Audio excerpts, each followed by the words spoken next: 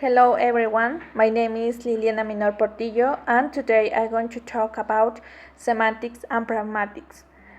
The semantics and pragmatics is a subject that I have during this course.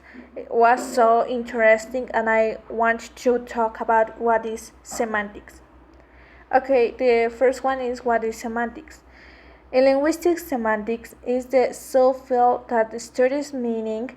Semantics can address meaning at the levels of words, phrases, sentences, or large units of discourse.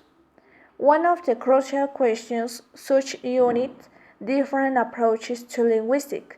Semantics is that of the relationship between form and meaning. We know that semantics is the study of the meaning of linguistic expressions. The language can be a natural language, social language. Semantics is concerned with the meaning of words and the meaning of relationship among words. Semantics properties are the components of meaning of words. For example, the semantics property human can be found in many words such as a person, doctor, baby, professor, window, and a note. Other semantic properties include animate objects like male, female, countable items, and non-countable items. The natural of meaning. Natural of something that you are trying to define, it means people are talking about the characteristic of behavior and it is intrinsic of the something or someone. Words, phrases, and sentences are used to convey message in natural language. Semantics is the study of meaning systems in language. If meaning is a system, then language is systematic in nature. I have an example between Spanish and Italian. For example, the cake. We know that here Mexican cake is something that it's a circle, but there in Italia we know that a cake is a sandwich. Change of meaning. The alteration of meaning occurs because the words are constantly used and what is intended by the speakers is not exactly the same each time. If a different intention of words is shared by the speech community and becomes established in using, then a semantic change has occurred. Lexical semantic change is called the linguistic change experienced in the historical evolution in the lexical semantic comprehension of a language. For example, awful. Awful we know that it's something of horror. Originally meant interesting word of fear. Used originally as a shortening of full or foul. In contemporary use, the word usually has negative meaning. Another is semantics relationship. In this case, we know that semantics relationships are the association that there exists between the meaning of words. Semantics relationship at word level between the meaning of phrase or between the meaning of sentence. Semantic relationship at phrase or sentence level. Any relationship between two or more words based on the meaning of the words. And we know that the semantics always will to study the meaning of the words. And now I will to start with the pragmatics. Pragmatics, it is the branch of linguistics, also studied by the philosophy of language communication and psycholinguistics, which is interested in the way of which context influence the interpretation of the meaning. The context must be understood as a situation, since it can include any extra-linguistic aspects, communicative situation, knowledge shared by the speakers, interpersonal relationship, etc. Pragmatics takes into account the extra-linguistic factors that condition the use of the language, That is, all those factors that are not referred to in a purely formal study. And in this case, we develop some branches that it's the tactic analysis. This is a pragmatics analysis. 5. Generally, if this refers to the phenomenon in which meaning of some words and phrases in the utterance are comprehended through contextual information. The semantic meaning of certain detailed words are fixed, but their denotation meaning differ in respect of time and or place. A deictic expression or deixis is a word or phrase, for example, such as this, that, this, thus, no, then, there, and here.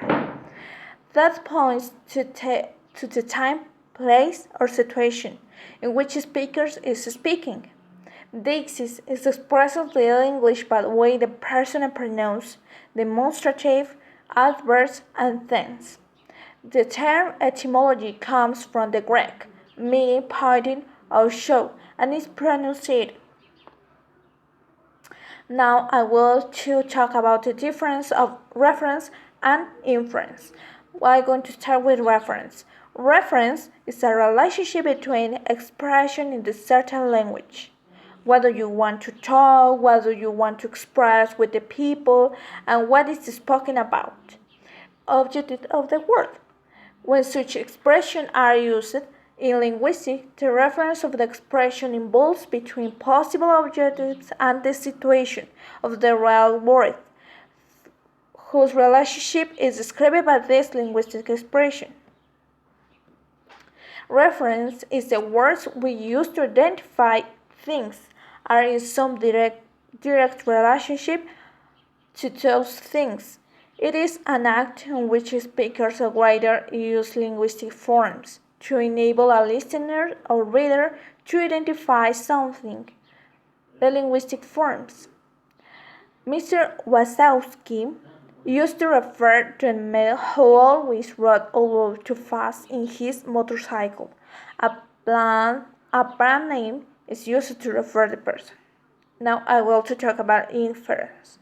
Inference is, for example, I enjoy listening to Mozart. The hearer has to infer that the name of music Mozart can be used to identify song. Inference, it is the listener used to additional knowledge to make sense to what it's not implicit in an utterance. A conclusion of the option that is formed because of no facts or evidence. How to use inference in a sentence. In this case, we know that inference is the process. In this case, we know the conclusion when the proportion of follow others of that kind of imply this. So speech acts theory is the subfield of pragmatics that study how words are used not only to present information, but also to carry out action. The speech act theory was introduced by Oxford philosopher J.L. Austin in how to do things with words and further developed by American philosopher J.R. Seidel. It considered the degree to which utterances are said to performance illusionary acts, illusionary acts, and or personality acts. Many philosophers and linguists study speech acts theory as a way to better understand human communication. Part of the job of doing a speech act theory from my strictly first person point of view is becoming more and more remindful of how many surprisingly different things we do when we talk to each other.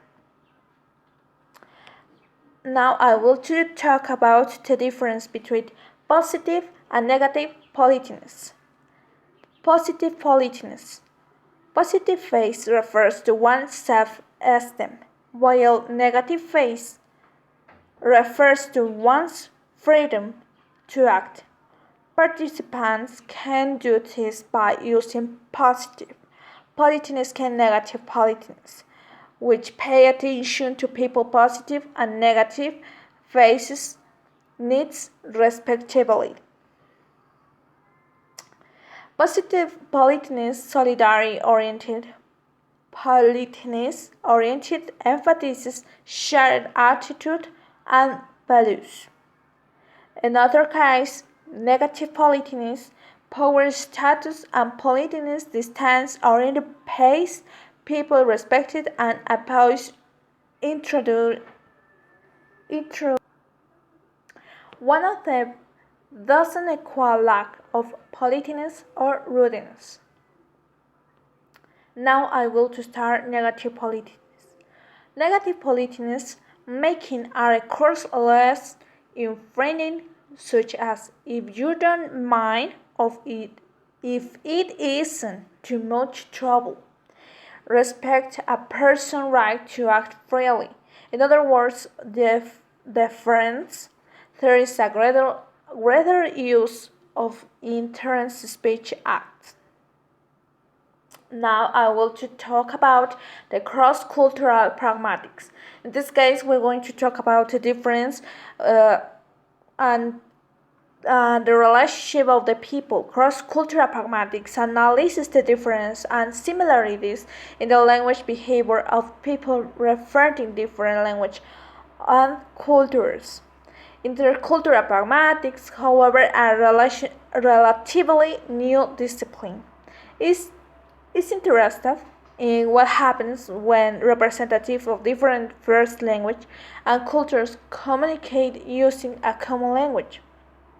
Cross-cultural pragmatics denotes a field of study that concerns itself with how language acquires meaning through context and through the sociocultural embedding, because meaning is not inherent in the inferences we produce. The message have to be interpreted drawing or contextual information.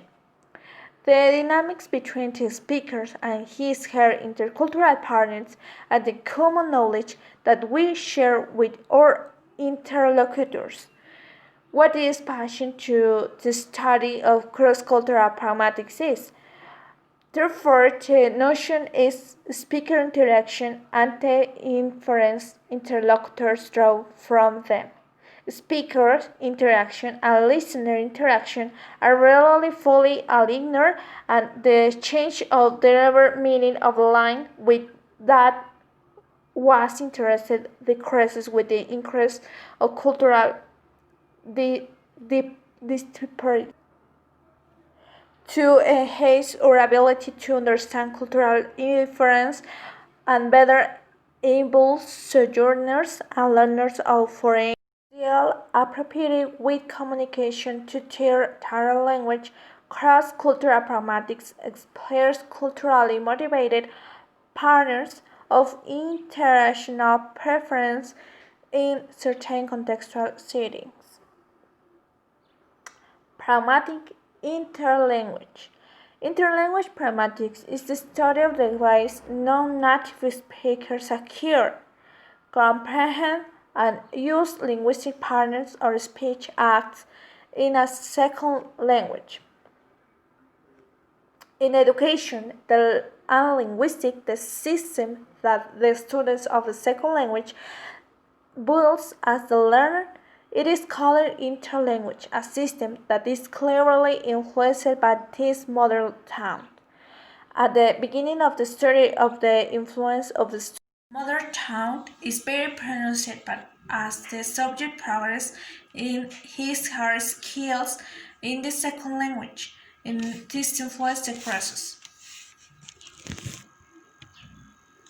Second language pragmatics, the study of how second language pragmatics develop, focuses on how learners acquire the second language pragmatic system over time. Interlanguage pragmatics lays the intersection of the study of second language acquisition and pragmatics. Interlanguage pragmatics, like SLA and pragmatics, is an interpretatory field that has been studied from various theoretical, analytical, and methodological perspectives. It is the study of how learners, adults or children, acquire the ability to produce and understand communicative action in second language, such as referring an offer for food, asking a professor to write a letter of recommendation, complaining about a referred grade on the final exam, or knowing when it is appropriate to remain silent to conversation. Pragmatic knowledge, one aspect of learners' communicative competence, is comprised of two components necessary to communicate effectively in the second language. Competence is permitted to two components necessary to communicate effectively as second language. In first, pragmatic linguistic knowledge refers to linguistic resources that are available in a particular language. The difference form of the term meaning of, for example, to form I can't, can be used to English to express the referral of this kind of form to convert the for a first of, for example, thanks. But when referring an invitation to birthday party, the speaker can select this kind of words.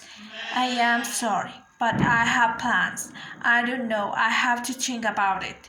The second component, social pragmatics and knowledge, refers to knowledge of social conversation and the perceptual level, such as the awareness of the language is social distance or social power amount. Interlocutors, for instance, it includes knowledge of what expressions are appropriate or are not appropriate to use in a second language when refers a professor's advice to take a class or apologies to a friend or crashing her car over the weekend. Now I will to talk about pragmatics in my home.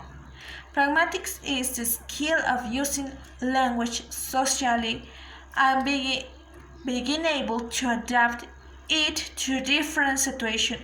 It's key to being able to take part of conversation and interaction in socially acceptable ways. For example, if you go into the room and someone else to turn to you, ignore them, make eye contact, not to them, speak to them. The answer will depend on where you are and if you know the other person or not. But most people make this decision in an instant without any real thought. But for a child without age-appropriate pragmatics, it can be a real challenge. Most children pick up pragmatic skills during their early years through being exposed to language around them and engaging social with adults. And other children, however, different and sometimes make it more challenging to develop pragmatics. Deaf children can find it more difficult until hearing appears to use pragmatics. This is because they may miss out on hearing how language is caused in different ways and or have fewer opportunities for interacting with other people. Research has shown that deaf Children can be up to 3 or 5 years behind hearing children in how they use language socially. This meaning that a deaf child aged 6 or 7 will probably have developed some pragmatic skills, but the hearing children will have had these skills at the age of 3 or 4. As they get older, this decline in pragmatics means the children will have to focus more on being seen and how it begins saying understand or recognize advice, humor, inferences at the numerous of language.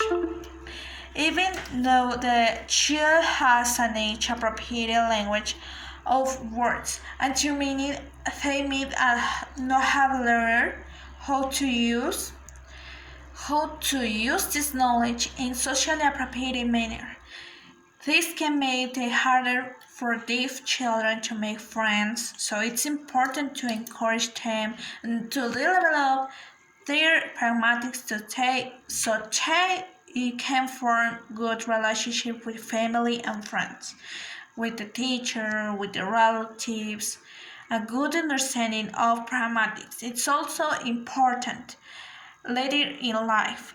For example, it's important to know how to use language formally and appropriately to make a good first impression when going to job interview.